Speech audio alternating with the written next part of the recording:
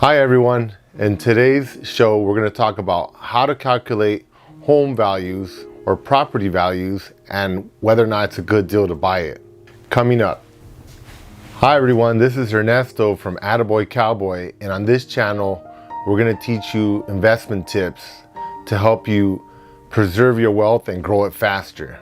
So this is a good topic. I got a question from Justin Dejaneff in Las Vegas, Nevada.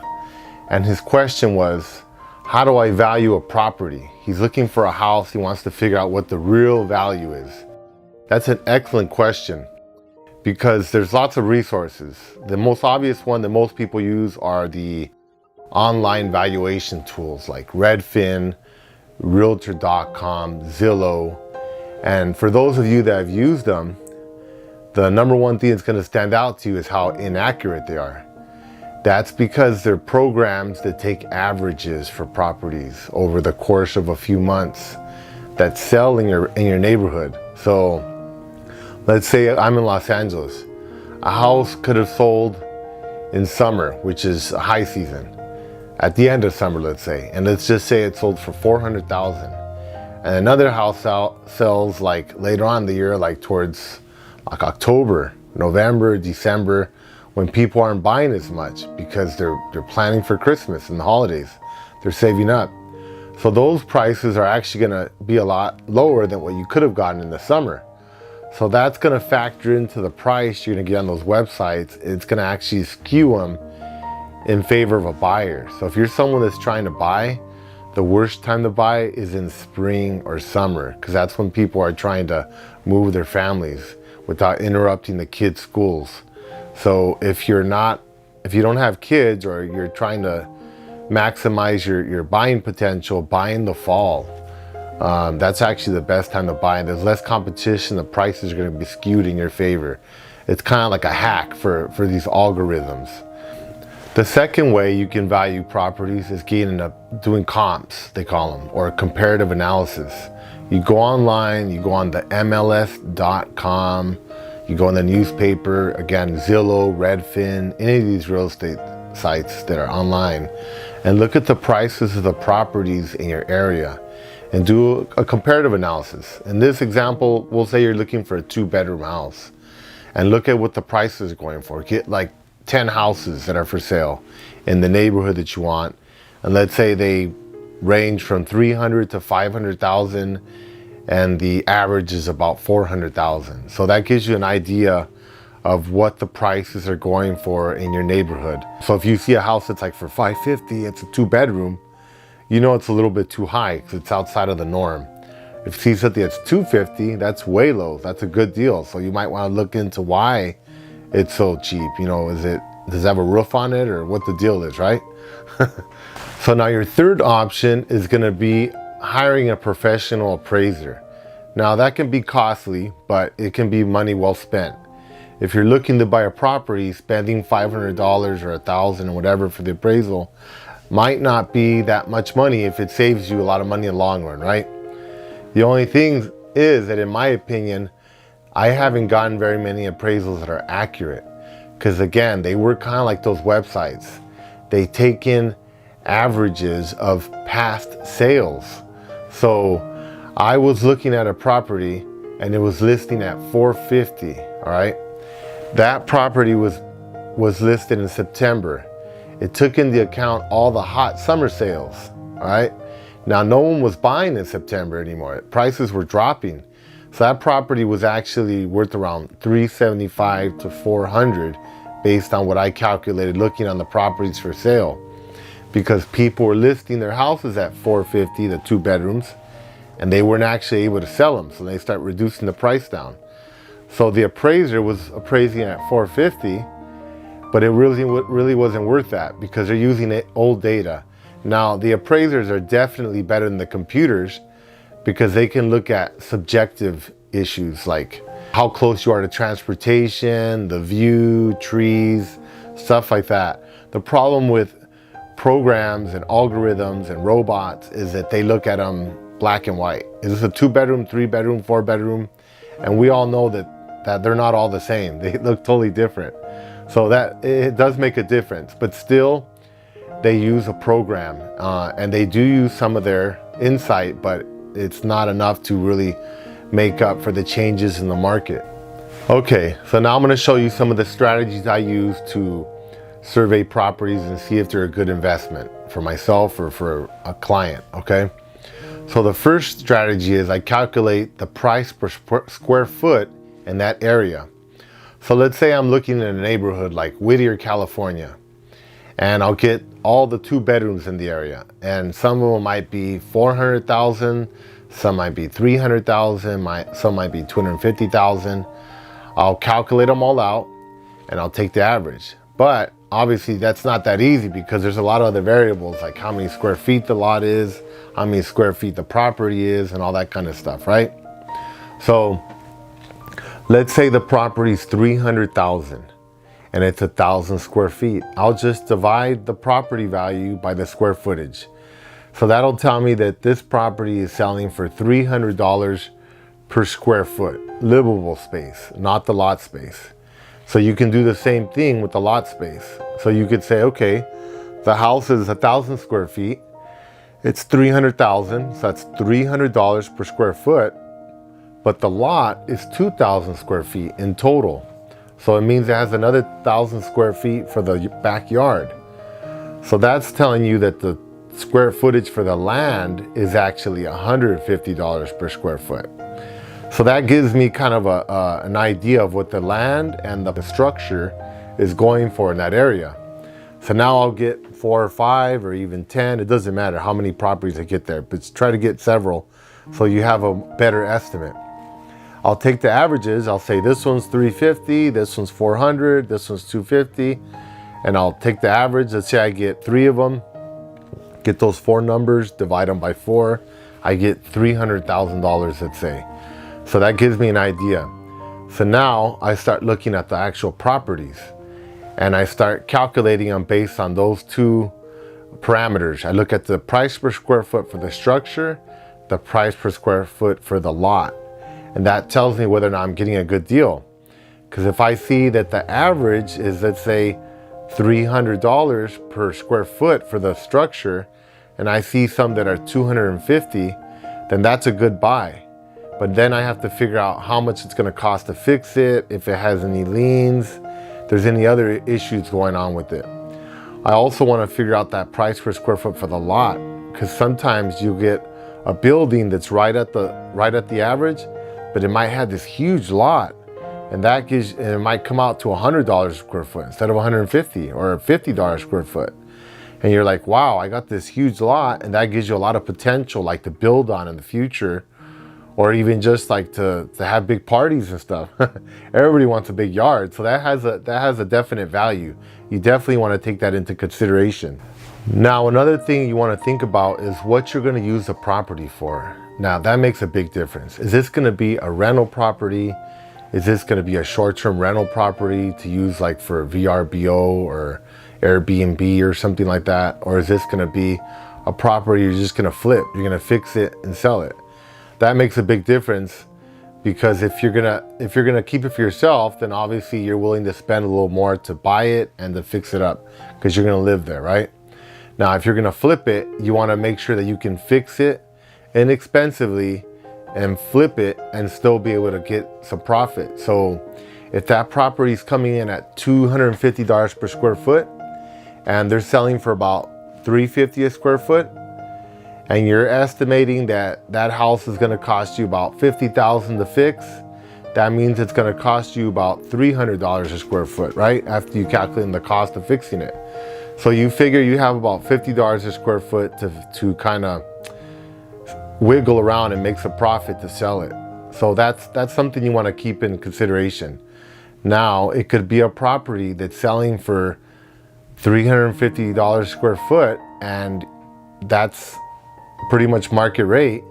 But if you know you can rent it on Airbnb and make a lot more than your payment, then it's still going to be a good investment.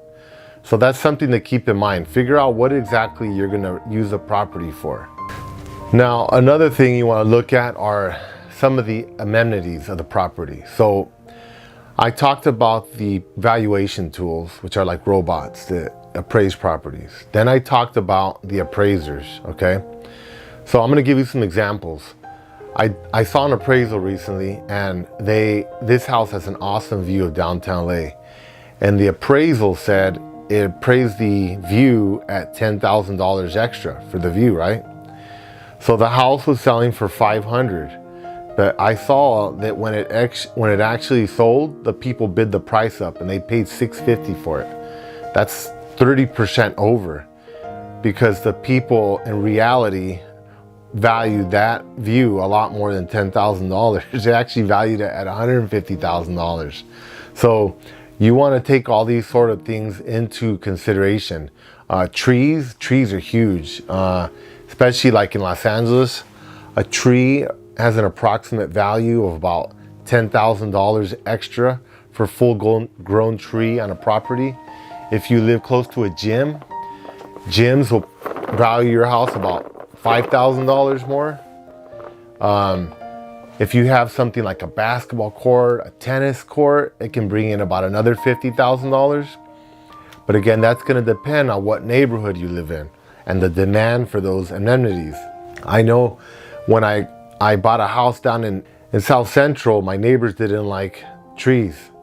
So they kept asking to cut the trees down, and I noticed the whole street was bare. So there's a very low value, perceived value for trees there, because they think about just like cleaning up leaves and stuff like that. But if you go to Brentwood or a nicer neighborhood, Beverly Hills or something, you can barely even see the houses. They're buried in trees because they really like trees there. So they have a higher perceived value. So the people that are buying in that area are more willing to pay extra for trees. So that's something you have to look at. That's another thing that's not taken into account in some of these appraisals. They don't take into account these intangibles. I looked at this house for my brother. It was on the same street as a metro bus station and a train station. So you could pretty much jump into the metro and get anywhere in Los Angeles. And in Los Angeles, that's like gold because of the traffic. I mean, that's going to save you a lot of time. And Los Angeles is not like New York. We don't have the access to all the same transportation infrastructure that they have. So we don't have train stops everywhere. So this was huge. I told my brother, this place is awesome. You can get anywhere like in minutes. So you should get this place. This place was listed at $350,000. It was in East Los Angeles.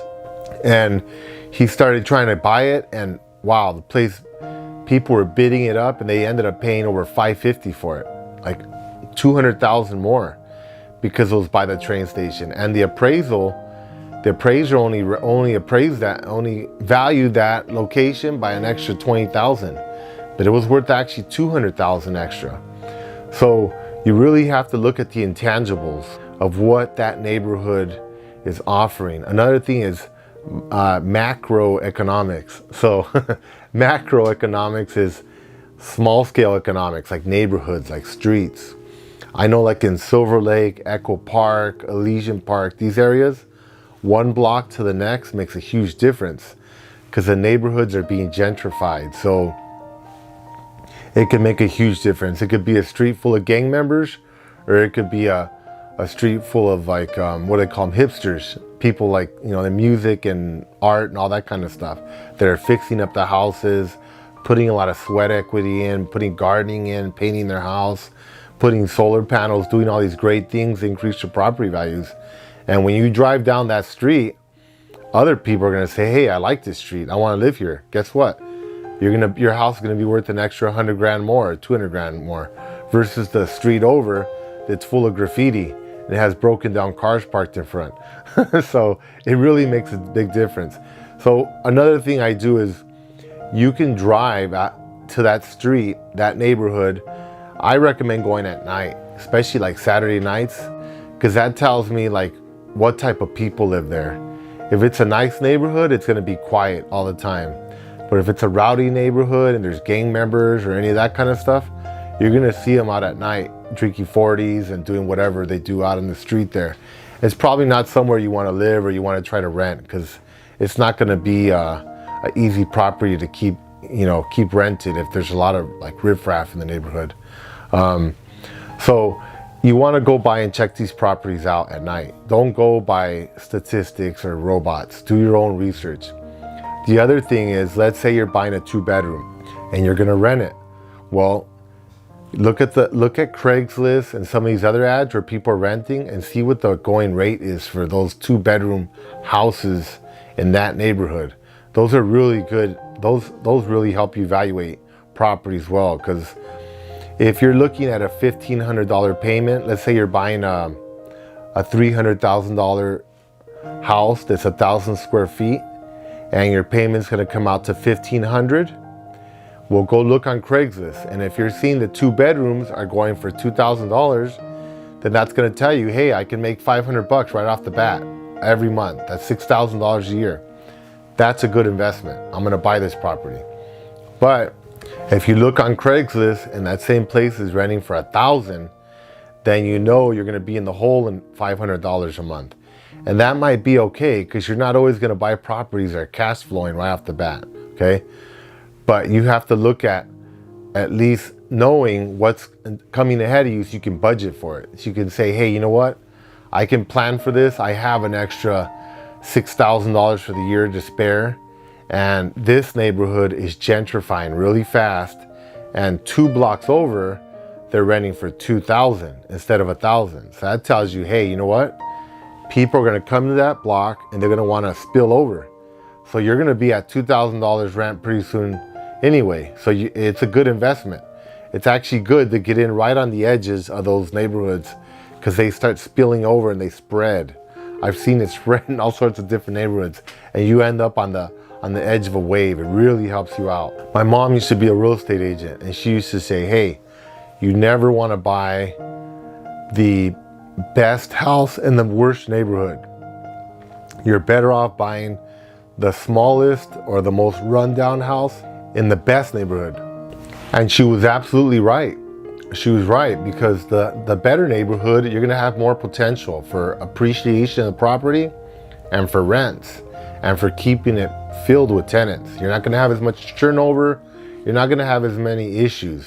So it's way better to kind of get something smaller in a better neighborhood. And like I said, I try to go for right on the edges.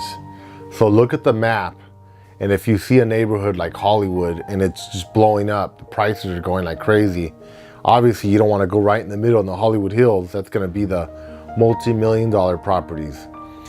If you can afford it, go for it. If you can't and you're trying to build some wealth and you want to go out a little bit from there and kind of just research the neighborhood, and then start getting out to where, hey, you know what, this over here, the prices just fall off a cliff.